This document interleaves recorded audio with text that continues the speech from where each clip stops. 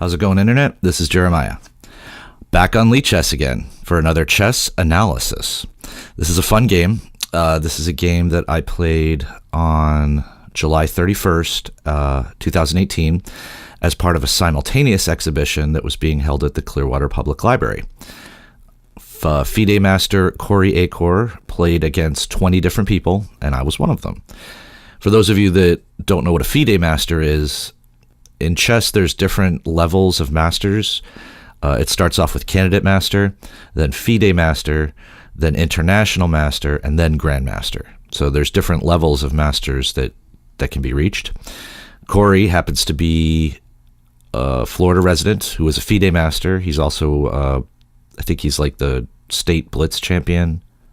And he has several other very, very cool things on his resume. So I got to play a game against him.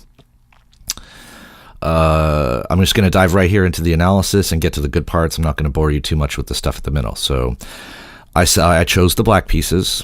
Pretty much everybody else in the simul exhibition was the white pieces. I think I was one of 2 people out of 22 or 23 people that picked the black pieces. The reason being is because I knew that if I came and attacked him too quickly as the white pieces, he would just crush me. So my plan was to play slow and boring chess, get a drawish position, and hopefully confuse him later on in the endgame. And as you'll see, my strategy worked. It worked pretty well. So let's go ahead and start right here in the analysis. Corey opened with e4. Good move. That's what I like to do. Hang on, let me turn the sound off there. I respond with e6, the French defense. Hang on a second, let me turn this sound off here so you don't have to hear that. Sound silent. Okay. So I play the French defense as I do. d4, mainline French. d5. And he plays this variation, which is known as the Tarrasch variation, named after Dr. Siegbert Tarrasch. I've seen this a lot. It's a very common move at the highest levels. He can also play here. Either way, my move is going to be the same. This is basically what I prepared for in this game, is after he plays a knight here or knight to c3, I take. He takes. I play bishop d7, and this sort of sets up the variation that I wanted. He plays the main move, knight f3, and I play this, bishop to c6, the Fort Knox variation. The thing about this is, in the French defense, it's well known that this bishop is black's worst piece. It's difficult to get it out. It's difficult to get it active. So in the Fort Knox, what the idea is that you spend an extra tempo by moving the bishop here and then moving it here. So it transforms it from being a very passive piece that's always a problem to being a very, very, very good attacking piece. I know this line. I play it a lot, and this is what I was hoping he was going to do against me. So he did. He plays bishop d3, main line. I play knight d7. This is all standard theory, castles. I play knight f6. Bishop e1 is a fine move. There's another move here that he could play, but this is still perfectly fine. And now this is the point of the Fort Knox, is you take here, he takes back, and I trade off my bad bishop for his good bishop. This is exactly the type of position that I wanted here after 10 moves. Very slow, very boring, very drawish. I'm trading off pieces and making the game less complicated. If the game's complicated, as a chess master, he's going to win. So I follow up here with knight f6. Bishop g5 is a fine move. I play bishop e7. And he takes, and I take back. Now, at this point, he had already circled the room about 12 times. And you got to remember, he's playing against 23 other people. So by this point, I'm looking around the room, and everybody is staring down at their boards, wondering what the hell's going on. And I've got exactly the position that I want against a FIDE chess master. So right here, I was pretty happy in the game. He plays queen d3, which is fine. The computer suggests that he castles, and it gives like a ton of variations. Or the computer suggests on the next move, rather. I'm sorry, forgive me. I spoke out of turn. Queen d3 is a fine move, and I play c6. The computer suggests here that I should castle as another move. And then it gives lots of variations, some of them 4 or 5 moves deep. But I didn't play that. I played c6, which is another thematic idea in this Fort Knox. This is why it's called the Fort Knox variation, is you've got all these pawns. Let's see if I can do this. You've got all these pawns set up in this configuration, and there really are no weak points. You know, it's tough for black to find, or for white to find a way to break through. You know, eventually the queen's going to go here. And I know the main idea, sort of a spoiler for white, is to you know, advance your pawns like this. You know, you get your pawns out here, and you eventually want to create a passed pawn here with the D pawn by stuffing it through. It's a common idea. Something else to note here, positionally, is black has 4 pawns here, and I've got 3. This is known as majority versus minority. But I've also got 4 pawns over here on the king side to his 3. So it's not really that big of an advantage for either side. It's just something to note as you go into the end game. And this is something that I learned from playing this game. So I play c6. It's totally fine. The computer thinks it's a great move. He plays rook d1, which the computer doesn't necessarily think is the best move. It's drawish. I think now I have a completely equal position. It gives another variation. I think it's like knight e5 or something like that you can play here. But this just invites a trade. Like you trade here, trade here, trade here, trade here. And it's true that white has these 2 center pawns, but this pawn is a little backwards. You know, it's behind this one. It's going to take him a little while to coordinate. No side here really has an advantage. I would have taken this position. If he had played knight e5, I totally would have taken it. But he didn't play that. He played rook d1. Now I castle, which is totally fine.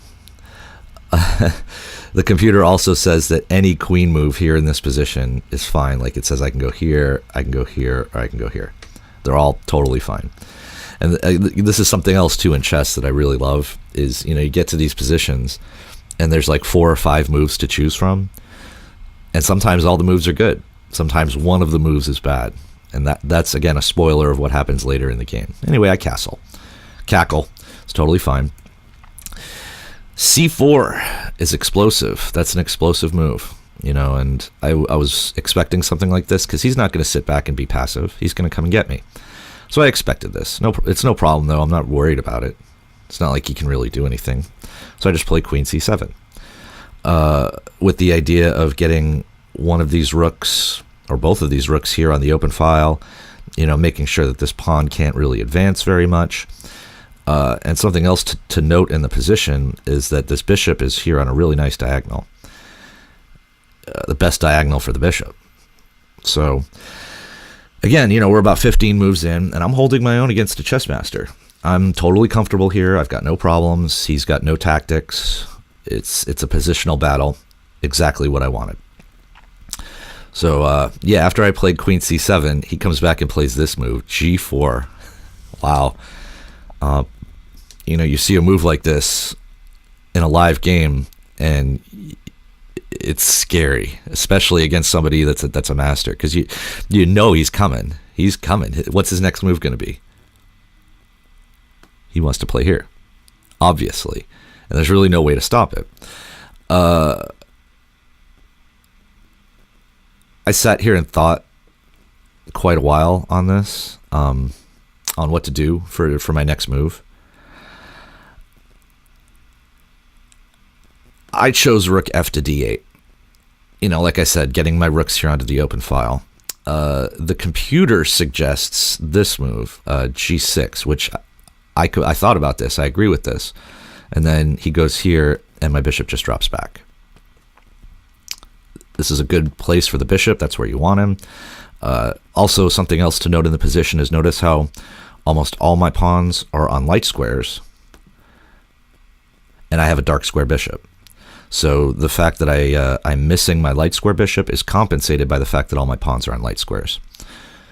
That's chess, baby. That's chess. So this is what the computer suggests, and I sort of do something like this later, but I did it in a roundabout kind of way. I played rook fd8. Computer thinks this is, again, pretty much fine. g5, as expected. My bishop drops back. Yeah, rook h4. This is why he's a chess master. Because now all of a sudden there's a really, really, really serious threat coming. Like that's pretty scary. And now at this point in the game, I remember clearly, I'm like, oh, like I'm definitely not losing yet, but this is the position's getting to be a little too complicated and too tactical for my tastes. I didn't want this. I wanted something boring. So he plays rook h4. Now I play g6. As the computer suggested on an earlier move, it stops the mate, gets my pawns onto light squares like we talked about. And, in the future, maybe I have ideas of, routing my bishop around here and getting the pressure back here on d4. Yeah, again, totally fine. Queen e3, bishop d6. Yeah, here I was kind of struggling to find a move. I was thinking maybe this could be a move. And the computer, it doesn't really think so. Surprisingly, the computer says that this is a move. And the idea being, he can't take en passant using the en passant rule because the pawn's pinned to the rook. See how my bishop's coming in? If he takes this pawn, I take his rook. Yeah, computer is going to be suggesting h5 to me for the next few moves, and I just didn't really think about it. I did think about it, but I didn't want to do it. I didn't want to open up my king side, because then he can just start rolling in with his pieces. But in my home analysis, it makes sense. You get your pawns on light squares. Anyway, that's not what I did. I play here attacking. He drops his knight back. I bring my king up. Kind of a questionable move. Maybe not. Again, I'm concerned that he wants to come after this square by coming like this. So by moving my king up, I clear the way for my rooks to patrol here on my back rank. I don't think the computer likes this move very much at all. Computer doesn't like it at all. Actually says it's a mistake. I think before this move, I had like a 0.8 advantage. Like I'm not winning, but I'm better. And yeah, after king g7, the computer says that it's mostly equal again. Whatever though. To me, the position looks fine. The computer just doesn't agree. Knight e4, rerouting around. My rook comes back over to h8 like I planned, just sort of protecting this guy. And I'm not worried if he takes my bishop. I wasn't really worried. Computer gives a lot of different variations here. I'll show you one of them. Instead of rook to h8, it suggests here. And then this is the continuation. Knight f6, rook h8, d5, c takes d, c takes d, rook a to d8, rook c1 attacking the queen, queen d6 getting out of the way, and d takes. And I think here, like the computer starts getting weird. Like it wants me to go like this. And then after this, yeah. That's harsh. Truth hurts. I mean, there's a lot of weird things happening. I don't know what to think. Anyway, but that's not what I did. I played rook to h8, f4. Yeah, he's coming to get me. He's not playing secretly or subtly. He's like, I'm going to come and attack you, and wait till you make a mistake. And I started getting stressed out here. Bishop e7 now. Computer also suggests that I can do h5 here. I don't know, whatever. Queen c3. He's lining up for this discovered attack on my king. Like he wants to push this pawn forward and say check because it's a discovered attack. So I saw it, king g8, knight f2, dropping back. Again, he wants to reroute around. He's playing like a master. This is a master type of move, is rerouting his knight around. Always play bishop f8. Computer again suggests h5 here. He doesn't. Anyway, yeah, knight g4 coming in. Bishop g7, like I suggested earlier. I think it was like 4 or 5 moves earlier. Bishop ends up on this square. It's kind of where he wants to be. But the problem now that I see is that this rook, yeah, this rook isn't moving. He's not moving anywhere anytime soon. I don't like him. Anyway, he plays b3, just solidifying, setting up his attacking pawn structure here on the queen side. I agree with it. Rook a to d8, which is where it wants to be. Again, the computer suggests I play h5 here and I'm winning, but I don't know. It's a hard move for an amateur to see. He plays check, rook h6 check, and now there's another rule in chess that I like to follow is never trade, especially in an equal position like this, never trade.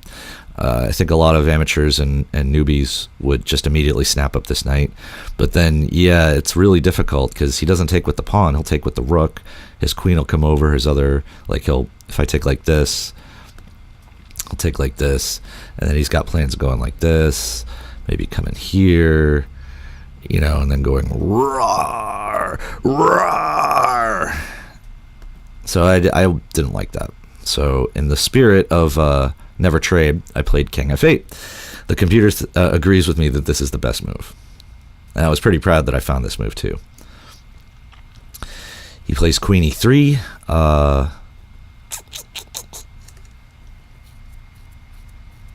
Wasn't really sure why he was doing this, but I mean, it sort of makes sense. He's just sort of waiting. Oh, I get it. Yeah, and he wants to get out of this pin on the pawn. Yeah, that makes sense. I play queen e7. The knight just drops back. And now this is where I make a questionable move. At this point in the game, again, I'm equal. I had an advantage earlier, but a small one. It slipped away because I'm not making accurate moves. And now I start making mistakes. h6. Yeah. You know, I was thinking that, again, this pawn here is pinned to the rook. He can't take this way because then I'll just take his rook. But I missed this move, just knight takes. And, you know, it's funny, the computer says that this is still totally fine, even though I've lost a pawn, that it's still equal. I just didn't follow up correctly on the continuation. And this is funny, too, because I was sitting there with my hands in my head thinking, can I just take? Can I just take with the rook? And the computer thinks that's the best continuation. I chose to take with the bishop, but the computer agrees with me that rook takes is best. Then after rook takes, bishop takes, g takes, and then queen h4, I'm doing great. Actually, I'm not winning, but I'm better. I'm better than black. You know, this pawn here is going to fall. This pawn is isolated. I didn't see this continuation. I took with the bishop. He takes with the rook, and yeah, king g7 is another mistake. At this point, similar to the last variation, it says the computer wants me to go like this, and then queen h4, and I'm still doing fine. Slightly better.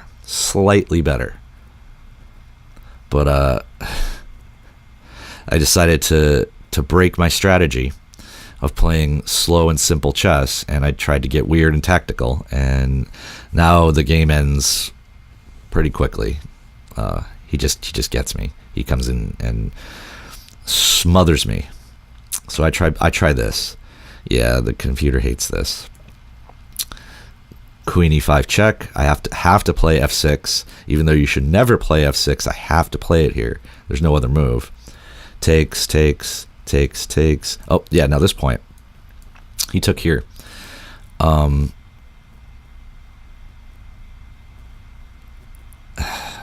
computer again says that in this position I'm basically equal, but I have to take like this.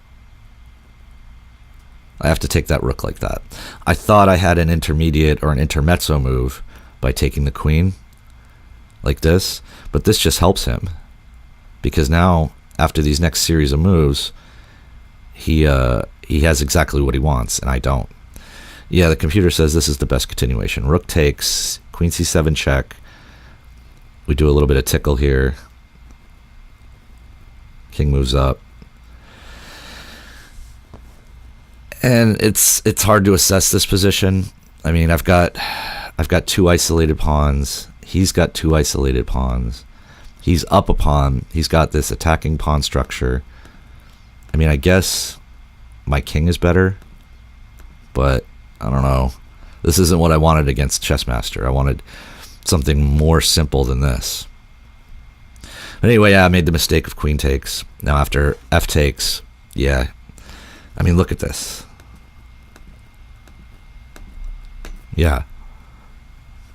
That's harsh. The truth hurts. And I realize now that I'm just losing. Yeah, here, d5. Like I mentioned at the beginning of the video, White's main idea is to create a passed pawn out of this d-pawn, and he definitely does. And I play rook d8, hoping to stop him. Yeah, here it comes. Now his pawn's now passed. I try to blockade it. Yeah, rook f1, b6. Yeah, and after this move, there was only like 5 people left playing. I was one of the final 5 people out of the original 23. And after this move, I'm like, yeah, I'm lost. Because he's gonna win this pawn. He's gonna have 2 passers. I can't defend everything. And I just stood up, shook his hand, and said, good game. But he did say that, you know, up until about move 30 or 32, I was playing the best out of anyone in the room. And it was a learning experience for me. So yeah, so let's just go back here, and again, my strategy at the beginning was to play slow and boring. We got the Fort Knox variation, which is exactly what I wanted. He plays mainline chess. This is theory, still theory. I get, yep, here's exactly the position that I want. This is all still good, still fine. This g4 move, yeah, this scared the crap out of me. This move scared the crap out of me. Even though, again, the computer says it's fine, it's equal. You see a move like this, and yeah, it gets scary. So I start routing my pieces around. Yeah, he's threatening checkmate. I have to stop it. I think I wasted a move here with the bishop. This is not a good move. This is not good, limiting my rook. Yeah, he just comes after me. My rook's dancing around. King goes back. Knight dances.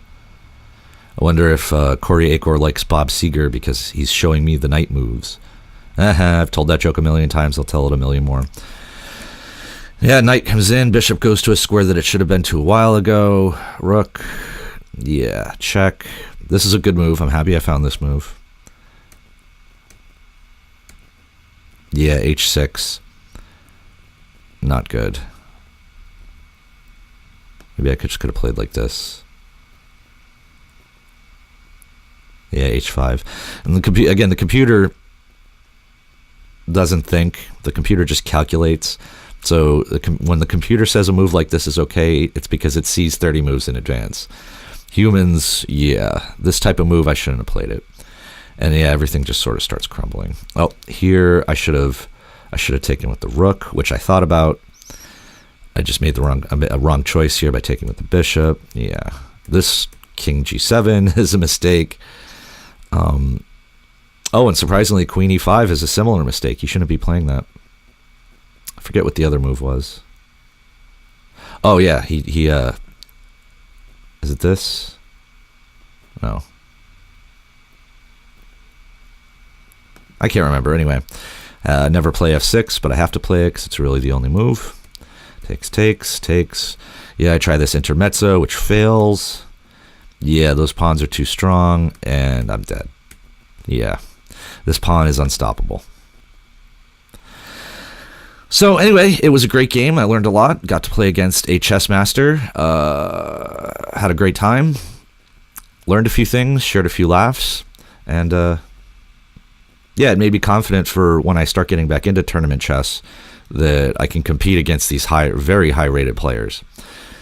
So anyway, it's another chess analysis coming to you live from Stingray Alive Studios. My name's Jeremy.